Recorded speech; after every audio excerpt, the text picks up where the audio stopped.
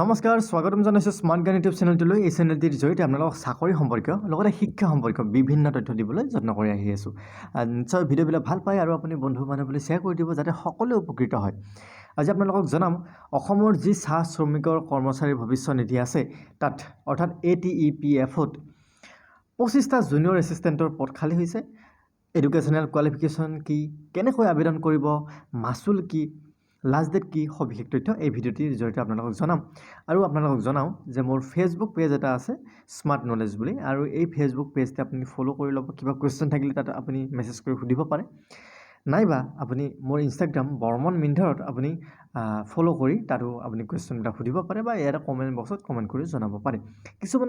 কিছুমানে কমেণ্ট বক্সত phone number দিয়ে, সেইটো নকৰিলে ভাল। ঠিক আছে, মই এতিয়া এডভাৰটাইজমেণ্টটোৰ মাজলৈ আহিছোঁ। পে' বেণ্ডৰ কথা যদি আমি চাওঁ, এই জুনিয়ৰ এছিষ্টেণ্ট পদ 25টাৰ পে' বেণ্ডটো হৈছে পে' বেণ্ডটো স্কেলটো হৈছে 14,000 টকাৰ পৰা 49,000 টকালৈ, আৰু গ্ৰেড পে'টো হৈছে 6,200 টকা। আৰু চাওক, অ'পেন কেটেগৰীত 10টা পদ আছে। তাৰপিছত ৰিজাৰ্ভ ফৰ OBCত 7টা আছে, ৰিজাৰ্ভ ফৰ SC 2টা আছে, ৰিজাৰ্ভ ফৰ ST 2টা আছে, ৰিজাৰ্ভ ফৰ STH 1টা আছে, reserve for EWS economically weaker section তাত 2টা আছে, ৰিজাৰ্ভ ফৰ PWD 1টা আছে, আৰু যে মানে RFW আছে অৰ্থাৎ ওমেন কেটেগৰীৰ বাবে যিখিনি আছে আপোনালোকে নিশ্চয় দেখিছে। আৰু টোটেল হৈছে 25টা পদ, আৰু ওমেনৰ বাবে 8টা পদ সংৰক্ষিত।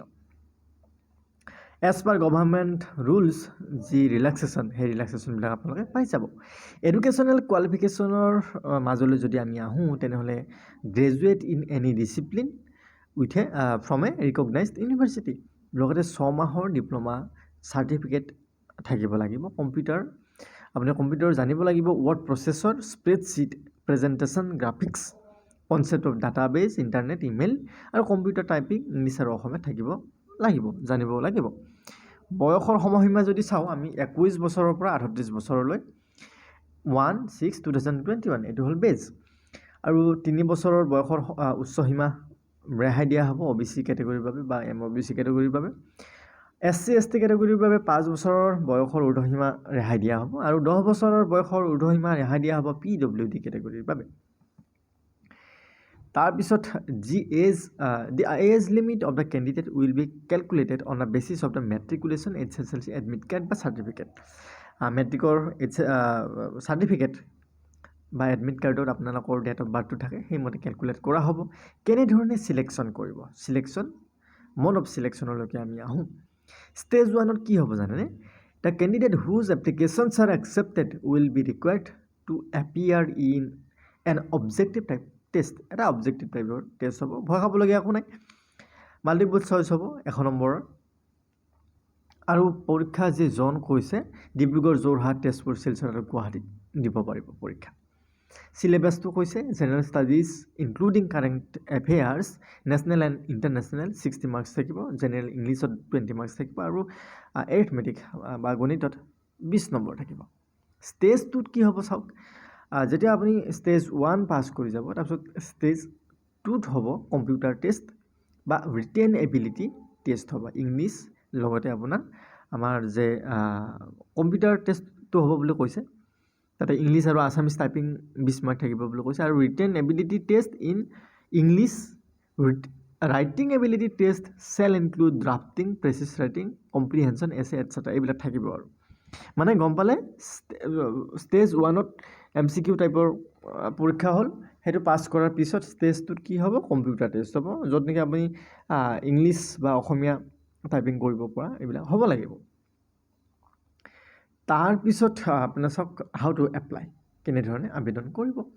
আবেদন কৰিবলৈ হ'লে www.atepfrecruitment.in এই ৱেবছাইটটোত যাব, গৈ সবিশেষ তথ্য চাব। আৰু একচুৱেলি বৰ্তমান যিটো 1 লাখ নিযুক্তি চলি আছে প্ৰচেছ, তাৰ বাবে নিশ্চয় ডেটবিলাক অলপমান চেঞ্জ হৈ আছে, যদিও এই এডভাৰটাইজমেণ্টটোত ডেটটো ধৰক যিটো দিয়া আছে তাতকৈ অলপ ইফাল সিফাল হ'ব পাৰে।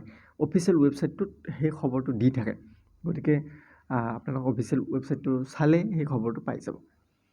এই ৱেবছাইটটোৰ জৰিয়তে আপুনি এপ্লাই কৰিব লাগিব, আৰু এপ্লাই কৰাৰ সময়ত আপোনাৰ পাছপৰ্ট চাইজ ফটোগ্ৰাফ লাগিব, মেট্ৰিকৰ এডমিট লাগিব, পাছ চাৰ্টিফিকেট লাগিব, পাৰ্চেণ্টেজ য'ত থাকে বা স্কেন ছিগনেচাৰ লাগিব, কাষ্ট চাৰ্টিফিকেট লাগিব যদি আছে, এমপ্লয়মেণ্ট এক্সচেঞ্জৰ ৰেজিষ্ট্ৰেশ্যন চাৰ্টিফিকেট যদি আছে লাগিব, কম্পিউটাৰ ডিপ্ল'মা চাৰ্টিফিকেট লাগিব, যদি আপুনি ফিজিকেলি চেলেঞ্জড হয় ডিচেবিলিটি চাৰ্টিফিকেট লাগিব, যদি আপুনি EWS ইকনমিকেলি উইকাৰ ছেকশ্যনৰ বাবে আবেদন কৰিছে তেনেহ'লে সেই চাৰ্টিফিকেট লাগিব এজ পাৰ গভাৰ্ণমেণ্ট ৰুলছ। আৰু স্পেচিমেন কপিবিলাক ATEPF4recruitment.in এভেইলেবল আছে, আপোনালোকে তাৰ পৰা চাই ল'ব। তাৰপিছত এপ্লিকেশ্যন ফিজৰ কথা আহোঁ, 300 টকা only, and RS 200 only for SC ST, বাকী 300 টকা। আৰু PWD কেণ্ডিডেটৰ বাবে নীল। ডেট অফ অনলাইন এপ্লিকেশ্যনটো যদি আমি চাওঁ 15 জুলাইৰ পৰা 14 আগষ্টলৈকে আছে, আৰু এইটো মানে বৰ্তমান অলপমান বঢ়াই দিছে মানে, যদি আপোনালোকে ৱেবছাইটত চালে আপোনালোকে গম পাই যাব কথাটো। আৰু তাতে লিংকটো আছে, লিংক মতে আপোনালোকে চাব। আৰু কি কৈছে, all fields of the online application form are mandatory, গোটেইখিনি ফিল আপ কৰিব লাগিব, নহ'লেতো অনলাইন ছাবমিট নহ'বই। No TADA shall be admissible for attending the test বা ভাইভা। আপুনি যদি পৰীক্ষা দিব আহে কোনো ধৰণৰ TA বা দিয়া নহ'ব, এই কথাটো তেওঁলোকে কৈছে।